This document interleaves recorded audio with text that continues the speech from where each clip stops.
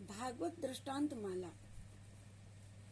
न तपोर्भिन् वेदैश्च न ज्ञाने नापि कर्मणा हरिर्हरि साध्यते भक्तया प्रमाणम तत्र गोपिका।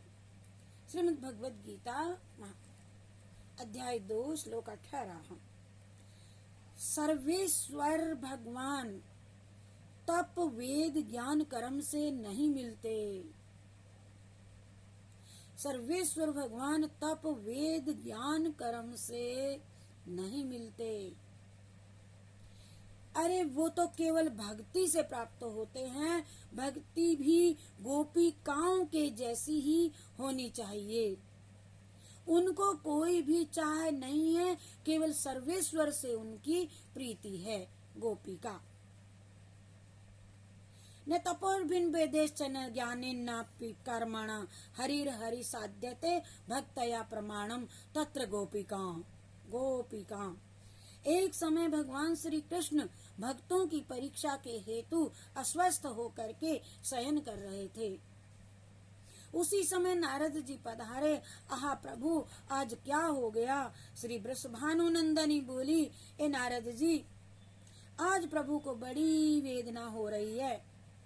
किसी भक्त से चरणों की रज लाओ और उसी से लाभ होवेगा। नारद जी भक्तों के पास गए और सभी से प्रार्थना की कि भाई अपने चरणों की रज श्याम सुंदर को दे दो।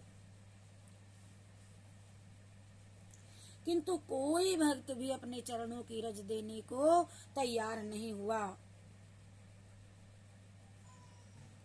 किसी भी भक्त ने अपने चरणों की रज देने का निर्णय नहीं किया। श्याम स्वामी को चरण रज दें हम, ये तो बड़ा अनर्थ हो जाएगा।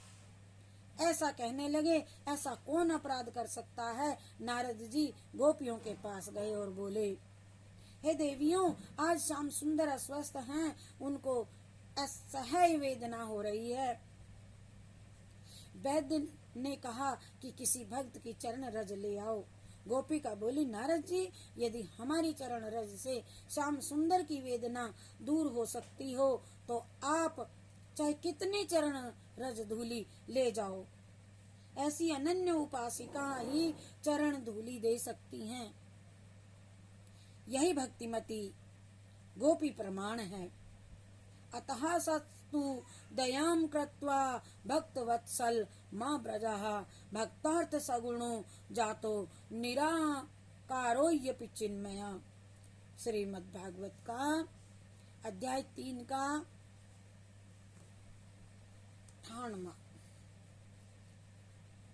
68 श्लोक। भक्त सर्वेश्वर भगवान निर्गुण निराकार होते हुए भी भक्तों के हेतु सगुण साकार हैं, बनकर के कृपा करते हैं। सच्चिदानंद स्वरूप उनके कष्ट निवारण करते हैं। नरसी भगत गुजरात प्रदेश में जूनागढ़ गांव में रहने वाले थे।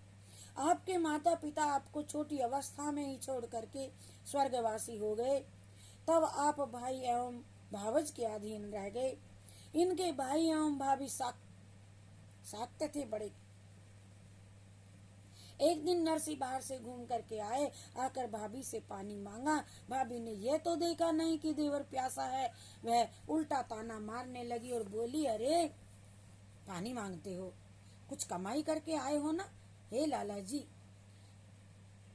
भला तुम्हें पानी ना पिलाऊंगी तो मैं किस काम की, क्योंकि तुम बड़ी कमाई करते हो। ऐसा ताना मारा। भाभी का वचन सुन करके नरसी का हृदय अपमान की चोट खा करके कांप गया। बिना कुछ कहे घर से बाहर चले गए और नगर के बाहर एक शिवालय में भूखे प्यासे 7 दिन तक यूं ही पड़े रहे। शिवजी ने देखा तो मेरा प्यारा भक्त है, तो बोले, भाई तू क्या चाहता है? नरसी जी ने कहा, आपकी सबसे प्रिय वस्तु चाहता हूँ। क्या? शंकर जी ने कृपा की और रासेश्वर भगवान के रास की झांकी का दर्शन करा दिया नरसी को। बस फिर क्या था, नरसी रासेश्वर हो गए। अब तो बार बार प्रभु की झांकी करने की उत्कंठा बढ़ने लगी। विवाह भी हो गया था। भगवत दर्शन की लालसा से तीर्थों में भ्रमण करने लगे। संतों में रहना किसी वस्तु में इस प्रकार नहीं रही। साधु वेश बना लिया। जाति के बांधव इनके साधु वेश को देख करके इनसे घृणा करने लगे, साथ ही इनको गिराने की चेष्टा भी करने लगे।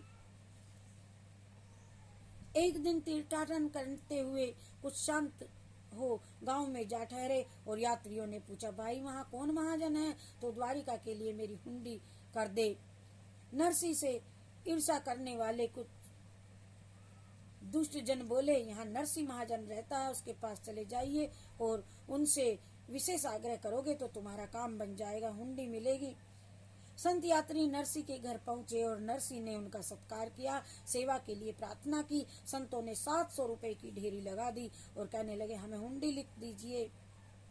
नरसी समझ गए इसको किसी ने बहका दिया है, मुझ गरीब के पास आया है, किंतु संतों की सेवा के उद्देश्य से आपके हुंडी लिख दी और कह दिया, हमारे आड़तिया सावल शाह है, जाओ पेमेंट कर देंगे, दे देंगे।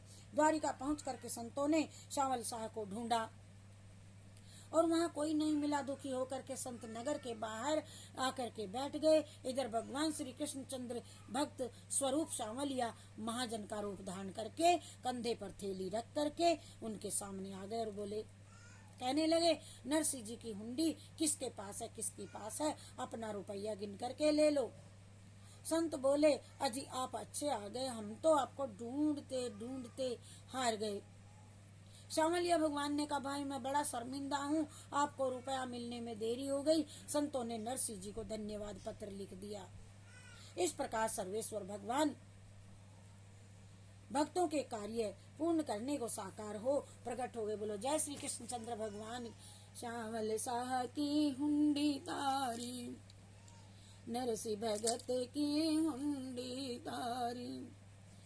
श्यामल श्यामल आए, हरि आप बनाई।